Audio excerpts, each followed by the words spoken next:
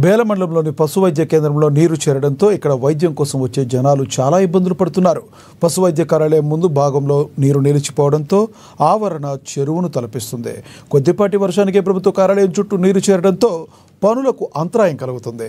పశు వైద్య కేంద్రంలో ఆవరణలో వర్షపు నీరు చేరడంతో పశువులను తోలుకు రావడం చాలా కష్టంగా ఉందని ఎంఆర్పీఎస్ మండల అధ్యక్షుడు కూష్ణపల్లి అంకుష్ తెలిపారు.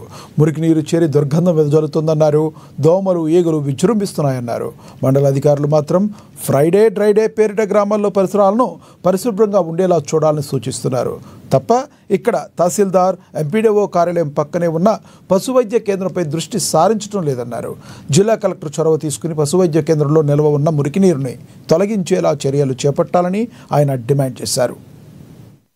మండల కేంద్రంలో ఎంఆర్పీఎస్ ఆధ్వర్యంలో ఏదైతే పశు వైద్య కేంద్రంలో మరి చూసినటువంటి అయితే ఇక్కడ నీళ్లతో పాటు మొత్తానికి పశువులను తీసుకురావాలంటే ఇబ్బంది పడుతున్నారు. ఎందుకంటే చూసుకున్నటువంటి అయితే మొత్తానికి బురద నీళ్లు, దీంతో పాటు మరి ఎంపీడీఓ ఎంఆర్ఓ ఆఫీస్ పక్కనే ఉంది. మరి శుక్రవారం ఫ్రైడే డ్రైడే అని అంటున్నారు కానీ మరి ఈ చుట్టుపక్కలనే ఆఫీస్ పక్కనే ఉంది.